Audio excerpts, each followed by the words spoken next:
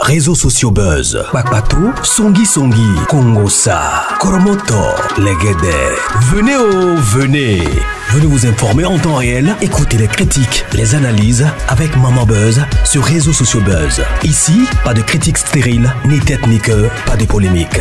Maman Réseau, Maman Buzz de tout le monde est là. Maman Buzz sur Réseaux sociaux buzz et Lengue Zangali Passa. Le goût qui n'a pas de concurrent. Nous avons la suite du dossier d'Alexandra.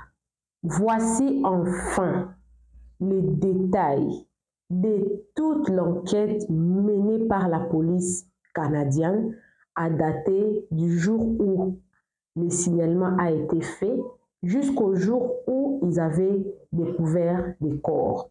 Alors, dans cette émission, il s'agit d'une annonce officielle du sergent Jean-Luc Mongrain, qui est le représentant des médias de la police de Trois-Rivières. Donc, nous avons la bonne information donnée par la bonne personne, la personne qualifiée pour donner cette information que je vais vous révéler tout à l'heure là. Pourquoi je suis en train de vous faire le résumé de tout ce qu'il a dit? Parce que les Français, je dirais anglais, le français canadien est très complexe à comprendre. Et moi, j'ai pris le soin de vous faire le résumé de tout ce qu'il a dit en 16 minutes. Et avant de vous laisser les volumes pour vous suivre ça de sa propre bouche, moi, j'avais pris soin en tout cas d'écouter, de réécouter pour vous. Je vais vous faire le résumé de ce qu'il a dit depuis le début jusqu'au jour où ils avaient découvert les corps. À partir de là, comme ils ont découvert les corps, il a dit que les enquêtes ne vont pas s'arrêter là, mais que la suite de l'enquête ne sera pas divulguée aux médias et que la maman de la victime, la famille de la victime devrait être sur place pour suivre de près les enquêtes. Ils ne vont pas s'arrêter là. Par contre, il a répondu à toutes les questions. Le monsieur qu'il avait reçu sur son plateau lui avait posé toutes les questions possibles. Alors, dans cette émission, nous aurons toutes nos réponses posées au préalable. Malgré qu'il y a eu buzz, malgré qu'il y a eu beaucoup de mauvaises informations, malgré qu'il y a eu beaucoup d'accusations sur cette affaire, enfin, nous voici enfin à la conclusion où la police elle-même a donné l'information qu'il a trouvé bon de donner au public, bien sûr, pour essayer un peu de donner des réponses suite à nos questions. Alors, appelez-moi Maman Réseau, appelez-moi Maman Buzz. C'est ici que vous avez les bonnes informations. Il y a ceux-là qui me disent que non, toi tes histoires sont fausses, toi tes informations sont fausses. Moi, mes informations ne sont pas fausses. Parce que quand moi j'amène les vidéos ici, souvent j'amène des preuves.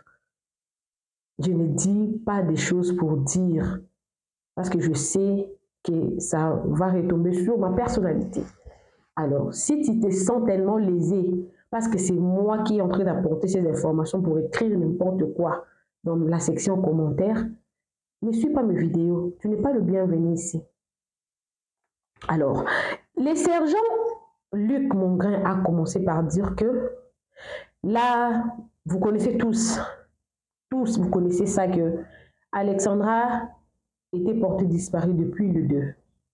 Alors, le signalement a été fait le 4, ce qui veut dire que il a dit que le colocataire s'était inquiété et ils ont appelé la police. La police, en écoutant leur requête qu'il y a eu disparition de leur ami depuis le 2, donc normalement 48 heures, le signalement devrait être fait. Donc le signalement était fait au temps normal. La procédure a été respectée. Les 4, alors, quand la police a écouté qu'il s'agissait de la disparition d'une personne, la police devrait normalement appeler les enquêteurs. Et les enquêteurs avaient le dossier en main. Le même jour-là que la police était saisie de la disparition d'Alexandra, ils ont questionné son colocataire. Le colocataire a dit qu'il avait déposé à quelques 20 minutes. À quelques 20 minutes du parc ou de l'île Saint-Quentin. À quelques 20 minutes. Donc, là où on l'avait vu à la caméra, n'était pas là où on l'avait déposé. On l'a déposé à quelques 20 minutes de marche. Donc, elle a marché à partir où son colocataire l'avait déposé. Elle a marché pendant 20 minutes pour être aperçue dans les caméras de surveillance du parc. Alors, la police a commencé par là. Quand ils ont vu comment est-ce que Alexandra était entrée dans le parc, là où on l'a vue pour la dernière fois, les patrouilleurs ont commencé le même jour, le même 4 octobre là, les patrouilleurs ont commencé à chercher à partir de là, parce que c'était là où on l'a vu la dernière fois. Alors, ils ont patrouillé les boisés jusqu'à la rivière Saint-Marie. Ils ont vérifié là, ils n'ont rien vu. Alors, tellement qu'il faisait soir, le lendemain, le 5, les plongeurs ont descendu dans l'eau. Ils ont descendu, ils ont cherché, ils n'ont rien trouvé. Et le 6, ils sont partis même dans le même environnement là, dans le même secteur, dans le même environnement. Ils ont compris qu'ils devraient pousser un peu leurs recherches là où il y avait beaucoup plus de bateaux. Il expliquait un terme là tellement que je ne suis pas du coin, je ne vais pas aller dans ce sens-là pour ne pas que vous puissiez m'écrire encore dans le commentaire. Oh, c'est ça, moi je n'habite pas le Canada. Les 6, les plongeurs sont encore descendus le 6 dans le secteur et dans l'environnement simultanément. Et le même jour là, le 6 là, les hélicoptères ont patrouillé aux environs. Ils ont même élargi leur champ de recherche. Ils n'avaient rien trouvé. Alors que le 7, on a fait plusieurs recherches. Le 7 également, ils ont fait plusieurs recherches. Ils ont continué même le 7 là. Ils ont continué le 7 à faire encore de recherches. Ils ne s'étaient pas arrêtés là. Ils n'ont rien trouvé. Alors, ils ne pouvaient en ce moment-là rien, peut-être attendre parce qu'il y avait les plongeurs qui étaient descendus. Ils sont même partis au-delà du secteur qu'elle était supposée. On pouvait imaginer qu'elle pouvait être par rapport à l'endroit où on l'a vu pour la dernière fois. Ils ont même poussé leur champ un peu plus loin, là où il y avait beaucoup plus de bateaux. Il n'y avait absolument rien. Ce n'est que le 8 octobre, entre le Marino, qu'il y a des gens qui passaient, qui pêchaient, qui ont dit qu'ils ont découvert un corps qui flottait sur l'eau. Un corps qui flottait sur l'eau. Ça, ce sont les paroles de sergent Luc Mongrain que vous allez vous-même suivre quand je vais mettre le volume de la vidéo. Alors, ils ont pris le corps, ils ont ramené sur la terre ferme. Ils ont dit que le corps était déformé. C'était ça ses propos. Le corps était déformé. Donc c'était le mardi 8 à l'après-midi qu'ils ont pu sortir le corps dans l'eau. Ils ont mis dans la terre ferme, mais ils ont vu que le corps était déformé. Alors, en ce moment-là, le monsieur qui posait des questions, il a posé la question, il dit, est-ce que son corps était emballé? Parce que nous avons vu une photo qu'il est sur les réseaux sociaux, que son corps était emballé, qui flottait, mais était emballé. L'inspecteur là a dit, le sergent là a répondu nettement, il a dit que le corps n'était pas emballé, le corps était vide. non emballé. Alors, les experts vont faire les enquêtes pour voir s'il y a des marques de violence. Jusque-là, il n'y a pas eu d'autopsie, mais ils vont faire les enquêtes s'il n'y a pas eu de traces de violence. Mais son corps était déformé déjà, le corps n'était pas aussi emballé. Contrairement à ceux qui étaient venus comme fléau, le corps était emballé, il y a des marques. Le sergent a dit que le corps était non emballé et il doit faire les enquêtes, une autopsie pour voir si son corps présente des marques de violence. Jusque-là, ils n'ont encore rien fait. Alors, l'enquête ou l'autopsie n'a pas encore commencé jusque-là. Alors, il a posé la question suite à ce que la population disait que non, il y a eu lenteur, la police n'était pas efficace, il y a eu le désintéressement de la police canadienne parce que la fille était de la peau de notre race, des histoires comme ça. L'inspecteur a dit que les enquêtes sont uniformes. Ils ont suivi toutes les procédures comme il se doit. Racisme, c'est malheureux parce que, et en tant que la police, il devrait suivre le protocole. Il devait suivre, et le protocole a été suivi.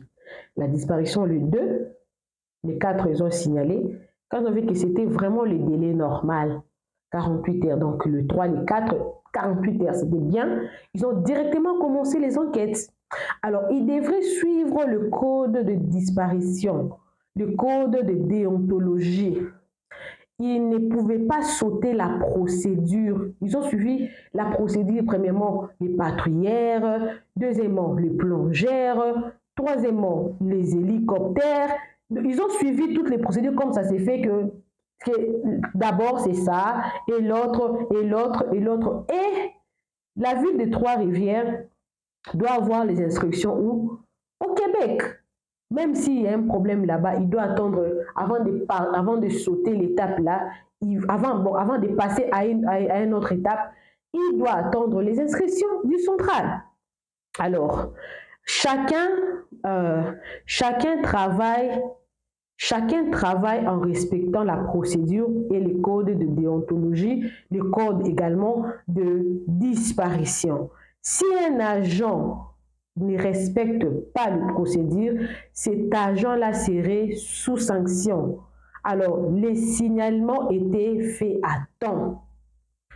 Mais même s'il y a eu, même si ils ont découvert les corps, mais les enquêtes ne vont pas s'arrêter là. Et tout ce qu'ils vont découvrir après cette annonce ici, ça ne sera pas divulgué sur le média. Ça sera des informations qu'on va remettre à la famille. Alors, il a mentionné un point, elle a dit qu'au Canada, la police travaille sur la loi du coroner. C'est quoi la loi et le rôle du coroner? Cette loi-là, c'est une loi où le code, où son rôle, c'est de maintenir, en cas de disparition, en cas de signalement, cette loi-là, cette procédure-là, le rôle de la loi du coroner-là, c'est de maintenir la cause, c'est de maintenir la responsabilité. Et quand ils avaient découvert le corps-là, ils ne pouvaient pas directement l'identifier. Le corps devrait partir au service qui devrait normalement faire l'autopsie, quoi que ce soit et tout, pour d'abord identifier la victime et en cas de circonstances imprévues comme ça, la première chose qu'ils font, c'est d'abord identifier la victime parce que les circonstances de la mort de cette personne-là est inexpliquée. Alors, il faut d'abord confirmer l'identité de la victime, ensuite maintenir la cause et les responsabilités, le suite de cette histoire-là, tout quand je parle de suite, c'est au pluriel, les procédures, tout ce qu'ils vont faire après là, ça ne sera pas divulgué sur les médias. Tout ça serait remis seulement à la famille de la victime. Alors, au Canada, la procédure ou le processus est culturel.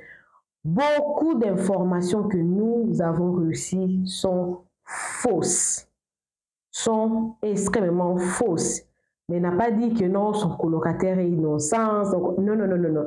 Il a donné justement la procédure, tout ce qu'ils ont fait depuis le jour où le signalement a été fait, jusqu'au le jour où le corps a été découvert. La police demande à la famille de ne pas écouter tout ce qui se dit sur les réseaux sociaux, d'attendre à ce que ils puissent commencer les enquêtes. Donc, en découvrant le corps,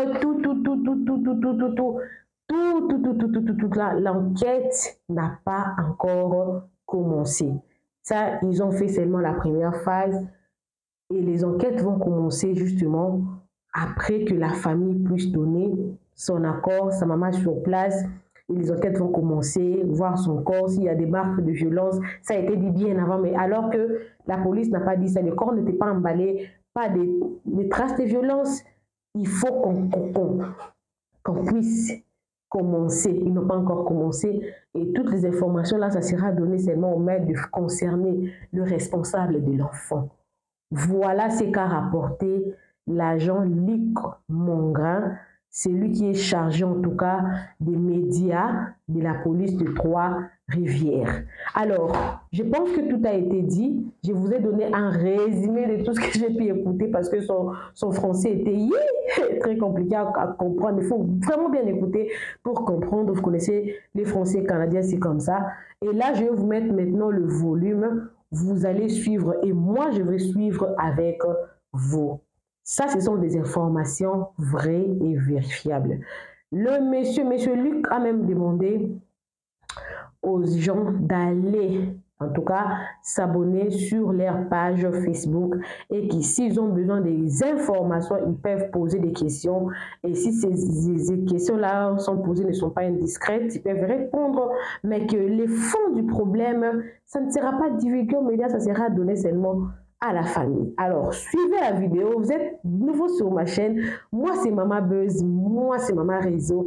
Ici, c'est la bonne information. Abonnez-vous, cliquez la cloche de notification, aimez la vidéo, commentez et surtout, partagez la vidéo. Moi également, je suis avec vous cette vidéo ici. Alors, suivez. Comme je vous l'avais dit, et nous avons l'honneur aujourd'hui de recevoir le sergent Luc Mongrain. Luc Mongrain, bonjour, comment allez-vous? Bonjour monsieur, ça va très bien, je vous remercie.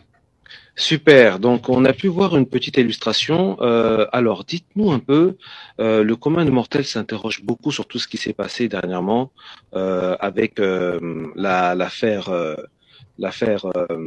Alexandra. Tout le monde essaie de comprendre un peu qu'est-ce qui s'est passé réellement. Et c'est vrai que là, on commence à voir que on ne sait pas si c'est juste par sentiment ou si c'est par cette tragédie. On sent que toutes les communautés de toutes les couleurs sont vraiment concernées par cette histoire. Et c'est vrai qu'il y a beaucoup de spéculations, beaucoup de choses qui s'en sortent. Alors, nous sommes venus auprès de vous. Comme vous êtes une personne médiatique, vous êtes aussi le représentant des médias au niveau de la police de Trois-Rivières. Donc, nous sommes venus auprès de vous pour avoir la certification, pour comprendre un peu en général qu'est-ce qui s'est passé, ainsi de suite. Alors, je vous donne la parole à vous, monsieur Luc Mongrain. Merci. Donc, je vais débuter pour la meilleure compréhension de vos auditeurs pour une mise en contexte. Donc, comment chez nous l'événement nous a été signalé? Donc, on part de où et qu'est-ce qui nous amène au moment où on a retrouvé le corps de mademoiselle Diango Lumbey? Donc, ce qu'il faut comprendre, c'est que cette dame-là manque à l'appel depuis le 2 octobre. Donc, depuis mercredi dernier, cette dame-là n'a pas été revue par ses colocataires. l'endroit où elle habite avec 2 personnes qui sont ses colocataires. Donc, en date du vendredi, le 4 octobre, en début d'après-midi, le colocataire s'était inquiété de ne pas avoir vu Alexandra Martine, donc s'est présenté ici au service de police dans le but de signaler sa disparition. Donc, le colocataire a été rencontré par les enquêteurs dans le but d'avoir le plus d'informations possibles qui auraient pu, orienter nos recherches préliminaires. Donc, c'est ce qui a été fait. Donc, rapidement, suite à la prise, la déposition de cette personne-là, nos enquêteurs, accompagnés de patrouilleurs, se sont déployés sur le terrain. Ce qu'il faut comprendre ici, comment on amorce des recherches suite à une disparition, bien, on tente de savoir la personne a été vue à quel endroit pour la dernière fois. Donc, elle aurait été vue vivante à quel endroit. Donc, rapidement, on est en mesure de comprendre que son colocataire avait reconduit Mme Diengo Lumbai sur le chemin qui mène à l'île Saint-Quentin. Donc, on parle d'un endroit touristique où les gens vont faire des balades en sentier, des balades à pied. Donc, c'est le colocataire qui, lui, a déposé la dame à l'entrée du chemin qui mène à l'île Saint-Quentin. Et donc, on a pu apercevoir environ une vingtaine de minutes par la suite que Mme Diengo Lumbai a été captée par des caméras de surveillance de la Guérite, où on doit payer lorsqu'on accède à ce site-là. Donc, pour nous, la dernière fois où Mme Diengo Lumbai a été aperçue, vivante, c'est par les caméras de surveillance. Donc, nos recherches ont démarré à cet endroit-là, puisque c'est l'endroit qui était susceptible de nous fournir de meilleures pistes d'enquête. À ce moment-là, il y a un gestionnaire en enquête qui s'est adjoint les services d'enquêteurs et de patrouilleurs, et puis on a ratissé sur le terrain, en forêt, dans un boisé, jusqu'aux limites du fleuve Saint-Laurent et de la rivière Saint-Maurice. Donc, ces recherches-là sur le terrain n'ont pas donné de résultats significatifs. Ne serait-ce qu'on avait retrouvé un soulier, mais on n'était pas en mesure de savoir si c'était bel et bien un soulier qui appartenait à Mme Diengo Lumbai. Donc, par la suite, avec la noirceur qui était tombée, on a décidé de faire appel aux plongeurs de la Sûreté du Québec, ce qui est le service de police provincial pour la province du Québec. Donc, ce sont eux qui ont les expertises pour aller scruter les fonds des cours d'eau. Donc, les plongeurs ont fait le travail. Les plongeurs se sont présentés ici le 6. Donc, le 6 octobre, donc, les plongeurs ont vraiment travaillé dans le secteur ou dans l'environnement où Alexandra Martine aurait pu s'être trouvée. Par la suite, ou simultanément, je dirais, il y a un hélicoptère toujours du service de police de la Sûreté du Québec qui elle-même a fait des recherches aériennes dans le but de voir s'il n'y avait pas un corps qui flottait, je veux dire, en surface sur les rivières. Donc, ces recherches-là se sont avérées négatives toujours en fin de journée. Donc, suite à ces recherches-là, on a décidé de retourner dans une autre partie de l'île Saint-Quentin, soit à la marina, où il y a plusieurs bateaux, où il y a des hangars. Donc, le lendemain, ce qui veut dire le 7 octobre, on s'est déployé là encore sur le terrain. On a fait plusieurs recherches et, comme vous le savez, ces recherches-là n'ont rien donné. Ce n'est que le lendemain, il y a une information qui nous est provenue ici au service de police vers 10h15, on parle du 8. Donc, mardi matin, il y a un kayakiste, donc quelqu'un qui pratiquait le sport du kayak sur la rivière Saint-Maurice, entre la marina et une usine qui est juste à côté. Et lui nous a signalé ce qui pouvait s'apparenter à être un corps qui flottait sur l'eau. Donc, rapidement, les services d'urgence ont été déployés sur place, ont été vers ce corps-là pour finalement, c'est ça, constater qu'il s'agissait bel et bien d'un corps et non pas d'un morceau de bois. Donc, le corps a été ramené sur la terre ferme. Et puis, à ce moment-là, nous, on a sécurisé le périmètre et puis le corps a été acheminé dans un endroit où il y a un pathologiste judiciaire, un coroner, qui ont eu le devoir d'identifier formellement qu'il s'agissait bel et bien d'Alexandra Martine. Parce que ce qu'il faut comprendre, dans les premiers instants, un corps qui a séjourné dans l'eau, ça se déforme beaucoup. Même avec une photo, on n'est vraiment pas en mesure de déterminer s'il s'agit bel et bien de la personne qu'on recherche.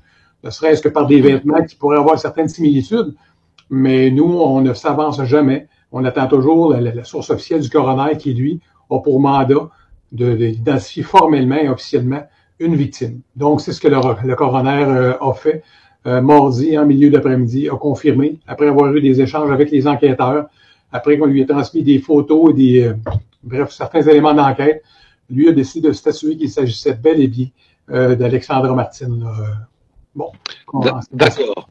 Une question qui nous vient, puisqu'ils disent que il y a beaucoup de spéculation, hein, il y a beaucoup de spéculation et spéculation, prolifération et la désinformation. Donc, on voulait savoir, on dit que le corps a été retrouvé emballé. Est-ce vrai ou faux? Moi, je peux vous dire que le corps n'était pas emballé. OK. D'accord. Malheureusement, là, je vais vous dire, là, ce sont des dossiers sensibles chez nous. Les dossiers de disparition sont encadrés là, par un protocole provincial. Ici, au Québec, on a le guide des pratiques policières et eux ont décidé d'établir un guide concernant les enlèvements et les disparitions.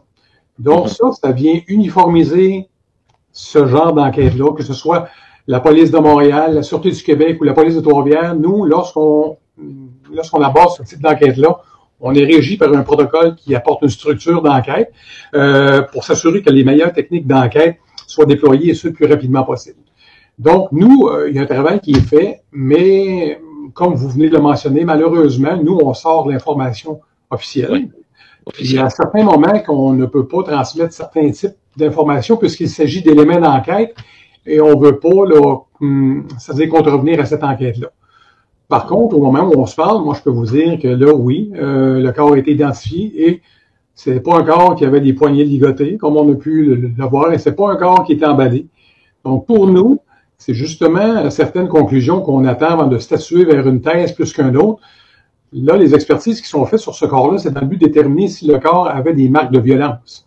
Donc, ça pourrait orienter le type d'enquête. Est-ce qu'on tombe en enquête criminelle?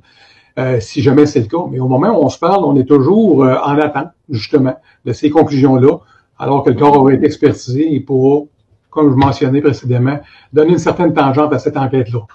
Mais, écoutez, on a dû aller sur notre page Facebook pour dire aux gens de ne pas tendre à la désinformation. Et s'il vous plaît, si vous voulez avoir la bonne information, ben attendez, on va sortir ça soit via nos médias locaux ici, mais via notre page Facebook.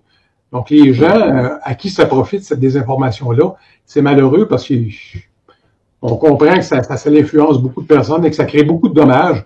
Ouais. Ça crée un sentiment d'insécurité chez plusieurs personnes. Donc, en tout cas, nous, à Trois-Rivières, la police de Trois-Rivières, on dit que c'est à proscrire. Si vous avez de l'information à consulter, de grâce, consultez la police de Trois-Rivières. Ok. Alors, une question encore qui nous vient, c'est juste, là, on vous fait parvenir un peu de la question en général de la grande communauté, des grandes communautés. Et quand je dis les grandes communautés, c'est toutes les communautés qui sont, que ce soit blanc, noir ou quoi que ce soit, c'est toutes les communautés. Les gens spéculent ou bien trouvent que la police aurait pas été efficace de ce côté-là. Qu'est-ce que vous pouvez répondre de ce côté-là? Ils disent qu'il y a eu une lenteur, il y a eu comme une marque de désintéressement au niveau de cette histoire. Et puis, comme il y a eu l'engouement des communautés, c'est là que la police a commencé à faire son devoir. Qu'est-ce que vous pouvez dire par rapport à cette grande communauté, par rapport à au commun des mortels en général qui parlent? Qu'est-ce que vous pouvez dire dans ce sens-là? Moi, ce que j'aurais tendance à vous dire, c'est que pour soutenir cette thèse-là, ben de grâce, emmenez-moi un argument. Dites-moi parce que vous n'avez pas fait ça, ou vous auriez dû faire ça, pour que je puisse tenter de justifier votre réponse. Parce que nous, je viens de le mentionner dans les minutes précédentes, ce sont des enquêtes qui sont uniformes au Québec. Ce sont des enquêtes qui sont balisées par le ministère de la Sécurité publique. Ce sont des enquêtes qui sont sous une structure d'un guide d'enquête en matière de fugue, de disparition et d'enlèvement. Donc, peu importe l'enquêteur du service de police, il se doit de suivre une séquence d'enquête et de gestes à poser dans son enquête. Malheureusement, je comprends et j'ai moi-même constaté qu'il y a des gens qui ont mentionné que parce que c'est une personne racisée, l'enquête n'était pas à la même vitesse qu'une personne blanche. Écoutez, c'est malheureux. Vraiment, c'est malheureux. Je pense que c'est important que vous le dites. C'est important de vous exprimer. Il faudrait que la communauté comprenne qu'il y a tout un processus, il y a tout un protocole, et que même si vous avez des informations, les informations ne peuvent pas se dire comme ça. Il y a tout un protocole, il y a tout un truc à respecter. Alors, c'est important ce que vous êtes en train de dire. Allez-y, je vous laisse encore dire puisque je vous ai coupé. Donc, écoutez, comme je mentionne. Moi, j'aimerais connaître les arguments des gens qui disent qu'on n'a pas été à la même vitesse qu'on aurait dû aller si ça aurait été une personne blanche québécoise. Je veux dire, comme je vous dis, nous, là, quand ce type d'enquête-là est amorcé, l'enquêteur se réfère à un guide et se doit obligatoirement de dérouler les étapes une à la suite de l'autre. Il n'aura pas intérêt à dire, on va attendre demain pour ce type d'étape-là. Nous, on fait tout ce qui est en notre possible et rapidement, parce qu'il faut comprendre, dans le cas d'une disparition, chaque heure compte si on veut tenter de retrouver la personne vivante. Donc, nous, ultimement, on travaille en professionnel ici.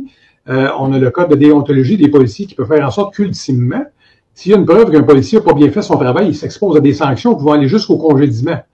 Donc, ici, au Québec, c'est très structuré. Là. Il y a des policiers qui ont déjà perdu leur emploi parce qu'ils n'ont pas été en mesure de justifier ce pourquoi il y avait ou n'a pas fait tel ou tel, avait posé tel ou tel geste. Fait que, bref, ici, moi, je peux dire, pour rassurer la population, on agit en professionnel. On a une éthique de travail qui est très élevée au Québec. Et puis, nous, à Trois-Rivières, autant que les autres services de police du Québec, on a à cœur de retrouver des personnes vivantes. Malheureusement, dans le cas qui nous préoccupe, force que le temps a joué contre nous, puisque, d'une part, la disparition a été signalée 2 jours. Donc, lorsqu'on est arrivé, possiblement que le geste avait déjà été posé. Mais, ultimement, l'enquête ne s'arrête pas ici. C'est pas parce qu'on a retrouvé le corps d'Alexandra Martine que chez nous, l'enquête est close. Là, nous autres, ce qu'on veut comprendre, c'est vraiment les circonstances ayant mené à ce geste-là, ou, bref, cet accident-là, peu importe la théorie qui soit retenue, mais nous autres, lorsqu'on conclura cette enquête-là, on aura des pistes de réponse beaucoup plus précises à fournir à la famille. C'est vraiment ce qui nous préoccupe, et cette enquête-là n'est pas sur le point de se terminer. Ok, d'accord, merci. Dernier point, il y en a beaucoup qui se posent des questions sur le rôle du coroner, parce que vous avez expliqué un peu. Vous êtes dedans, vous êtes dedans depuis longtemps, donc pour vous c'est normal, c'est dans le corps de la police. Mais pour le commun des mortels, il y a des fois qu'il y a des personnes qui ne comprennent pas vraiment qu'est-ce que c'est, par exemple le coroner, le rôle du coroner, pour faire comprendre aux gens que c'est pas comme ça, puisqu'on a vu un corps, que voilà, qu'on peut se dire, on peut commencer à annoncer ou dire certaines choses. Donc effectivement, ici, là, nous, lorsqu'il y a un décès, dont les circonstances sont rapidement inexplicables, des causes obscures ou nébuleuses. Mais là, ici, le travail de la police, c'est d'amorcer une enquête sur la loi du coroner. Donc, pour vos auditeurs, ils peuvent googler la loi sur le coroner au Québec. Ils viendront vraiment voir qu'est-ce que ça constitue, ce type d'enquête-là, et à quoi on doit se soumettre. Lorsqu'on parle du rôle du coroner, ici, selon la loi sur le coroner, il appartient à celui-ci d'établir la cause et les circonstances qui entourent un décès imprévu, non naturel ou inexpliqué. Donc, il y a également la responsabilité de déterminer l'identité de la personne décédée et le moment du décès. Donc, ce que tenté de faire rapidement, à toute fin pratique, établir l'identité de la victime. Il reste à déterminer le moment ou les circonstances, naturellement, dans lesquelles Alexandra Martine est décédée. D'accord. En tout cas, merci beaucoup pour nous avoir accordé cette interview. Vous avez été très ouvert. Et puis, faut savoir que ça a été dit, tout a été dit, qu'il a vraiment insisté à faire comprendre un peu le processus, les protocoles, qu'est-ce qu'il faut respecter, quand est-ce qu'il faut dire les choses, comment il parle à la famille, comment ils font des recherches. Donc c'était très important que monsieur Luc Mongrain, le sergent Luc Mongrain de la police Trois-Rivières. Alors un dernier mot pour conclure cette émission et puis on vous laissera. Moi, je vous remercie de m'avoir donné l'opportunité de pouvoir m'expliquer par le biais de votre média, parce qu'ici, on fait face à un enjeu de taille. Vous comprendrez qu'on comprend que c'est culturel. Il y a des pratiques chez vous qui sont différentes un petit peu d'ici. Donc, on compose avec un engouement sur les médias. Et puis, comme je vous l'ai mentionné précédemment, beaucoup des informations qui, ultimement, ne servent pas bien les fins de la famille. Parce que des fausses informations soient colportées à l'effet que la dame aurait été assassinée. Je pense que pour la famille, c'est sûrement pas de bon goût, c'est pas des bonnes choses à entendre. Donc, nous, ce qu'on dit à la famille, écoutez, tentez de ne pas écouter ou de voir ce qui se passe sur les plateformes de réseaux sociaux, parce que ça va vous faire plus de tort que d'autres choses. Et nous, on s'engage vraiment à la famille d'être redevable à eux et leur dire les bonnes informations. Donc, c'est un petit peu le message que j'aurais tendance à dire aux membres de votre communauté. S'il vous plaît, d'une part, ne répandez pas ces ragots et tenez-vous informés auprès de la page Facebook de la police de Trois-Rivières. Merci Luc Mongrain, c'était monsieur le sergent Luc Mongrain en direct de Trois-Rivières. Merci beaucoup et on vous souhaite une excellente journée et s'il y a des affaires, on vous contactera pour avoir un peu plus de